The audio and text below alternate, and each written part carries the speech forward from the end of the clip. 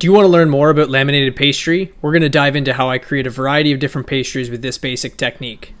In this video, we're starting with our bulk fermented and chilled croissant dough. For my recipe and tutorial on that process, please see the link in the description. In this step, we've flattened our dough with the rolling pin and we've started sheeting it out to a dimension of 30 by 48 centimeters. As you roll the dough, use your hands to tug on the corners and retain the rectangular shape that you're looking for. Throughout the whole lamination process, you want to try to keep square edges, as this will create more even layers throughout the entire lamination. As I'm working through my production, I pull out my butter from the refrigerator to temper for about 20 minutes to 1 hour.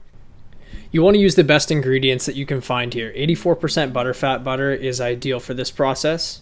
And I can't understate the importance of the texture of the butter. It needs to be pliable, and when you bend it, it shouldn't crack. Remember, you're going to be placing it in the middle of a cold dough, so the temperature will only decrease throughout the process. There are different names for this lock-in technique. The one that I'm going to use is a French lock-in.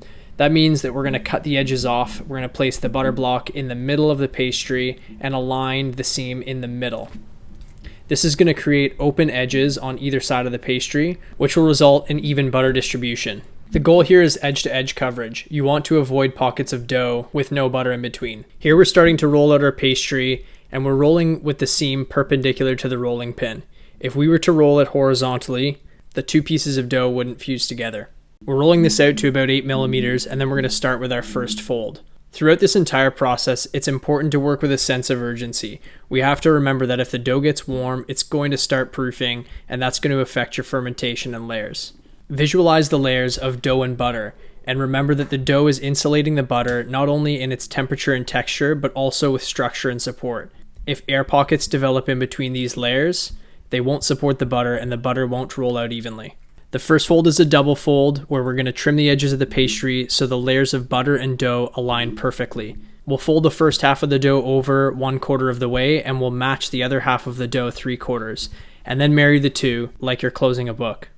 We use a spray bottle mister to help the dough seal to itself. Once we've completed the double or book fold, I use the sheeter to press the dough together and then cut the edges to release the tension. This will not only relax the gluten, but also allow the butter to roll out evenly on the next rollout.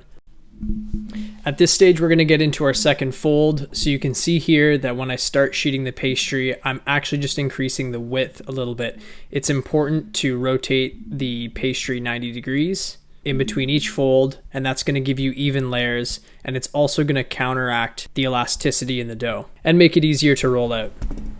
We're at the stage where we're going to perform our letter fold or single fold, and we're not resting in between these two folds. Conventionally, bakers will rest half an hour to an hour in the fridge to relax the gluten in between their folds. With my process, I don't find this to be necessary. I find with my Canadian butter, if I put it in the fridge for an hour in between my folds, I have issues with the butter cracking, and I also have issues with the dough starting to proof. So I go directly from one double fold right into a single fold. Once all the folds are complete, I wrap my pastry in a piece of parchment paper and I cover it on a covered sheet tray rack in the refrigerator for about an hour before rolling it out and doing my final portioning. But we'll get to that in a little bit. At any point in the process, you of course can use plastic wrap or a plastic pastry cover, but let's try to reduce the use of single-use plastic wherever we can. So our dough is rested, it's relaxed, we've opened up the side of the dough, and we're ready to roll out our pastry. After a cold rest, this is the stage where many bakers find that their butter starts to crack. Again, I'll note the importance of being in tune with your ingredients. If your butter cracks, it's simply too cold, so reduce your rest time in the fridge, and while you're starting out, I would recommend going in and out of the fridge, maintaining a cold dough temperature, but understanding the texture of your butter within your layers. It's definitely stressful and frustrating at first, but you'll get the hang of it and it becomes easier with practice like anything else. On the final rollout, I'm rolling out my croissant dough to a width of 4 to 5 millimeters. That's going to be good for general use like croissants and danishes. Throughout the whole process, I avoid overdusting my dough with flour, but I will add a little bit before I roll it up on the rolling pin. Excess dusting flour can cause serious issues when you're shaping, and it will prevent the dough from sticking to itself. So now we're ready to portion and shape our pastries. We've transferred our dough over to a larger table, and we're starting to straighten up the pastry so that we can get even portions. I trim the edges on a straight line and I start marking the size of the pastries that I want. Here I'm making hazelnut danishes and I'm using a bicicletta set to 12 centimeters to make my squares. I'm only going to use this to mark the size, and then I'm going to go ahead with a sharper rolling pastry cutter to make my cuts so it doesn't squash the layers of butter.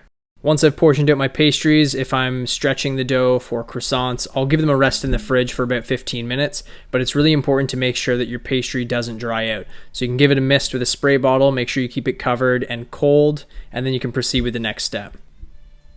And that's all there is to it. I hope you enjoyed the cooking demonstration. Feel free to drop me a comment below and I'll answer any of your questions.